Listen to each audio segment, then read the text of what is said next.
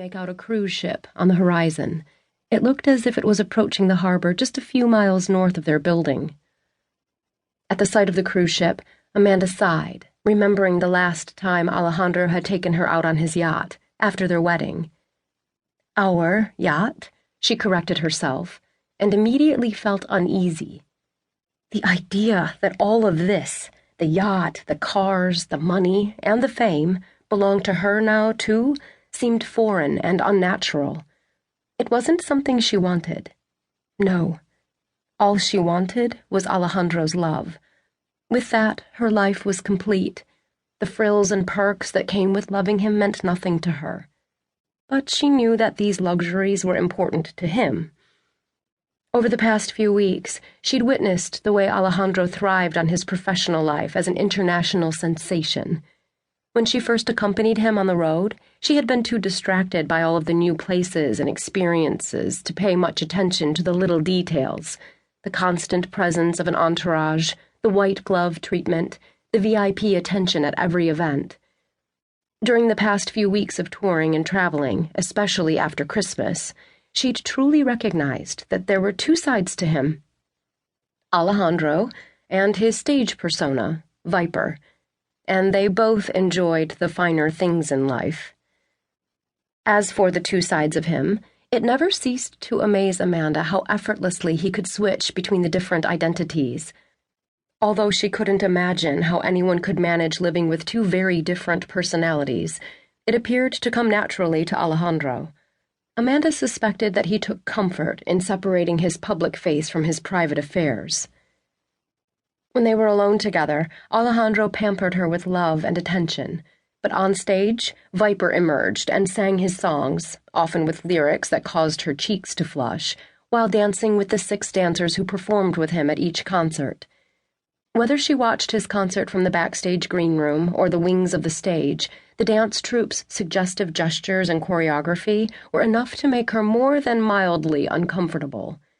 And when Viper would grab one of the dancers by the hair or pull her close to him, with his hands on her body and his mouth less than an inch from hers, Amanda felt as though her heart would burst with humiliation. Yet, when she looked around, no one else seemed to even notice. It was the same routine that Viper and the dancers had performed in all of the other cities, including the concerts that Amanda attended prior to their marriage.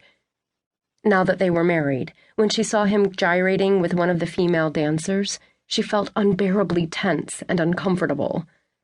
And then there were the reporters and the interviewers. Despite her continuous exposure to the media during the last few stops of his tour, these interactions still made Amanda feel awkward. The intrusive questions always led back to one thing: Viper. Early on, she'd recognized that the media took advantage of her shyness and inexperience in the face of the glamorous world of show business.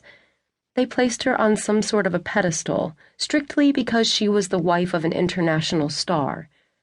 They expected her to play the role, but Amanda had a hard time acquiescing. All she wanted was to be herself. Amanda. But as she met with the media, she quickly learned another important lesson. The public wasn't really interested in Amanda, not as a person. When Alejandro wasn't on stage during the pre-show sound check or performing for his adoring fans, he rushed from one appointment to the next. His new manager, Jeffrey, often accompanied him, ensuring that Alejandro arrived and left on time.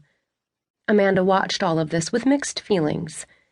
The logistics behind the life of Viper amazed her, but the intrusive idolization by endless hordes of women who seemed to follow Alejandro wherever he went did not sit well with her. Still, he was always prepared and ready to smile and pose for photos, and the lack of sleep didn't seem to bother him at all. He slept when he could, even if it was only for an hour here and an hour there. He reminded her of a young horse with enough energy to pull a buggy from Lancaster County, Pennsylvania, to Holmes County, Ohio. He had only one speed, on, and she admitted to herself that she had a hard time keeping up with him, especially since his days often blended into nights. Now that they were in Miami, with just 6 weeks ahead to prepare for the start of the South American leg of his tour, Amanda was looking forward to helping him learn how to relax.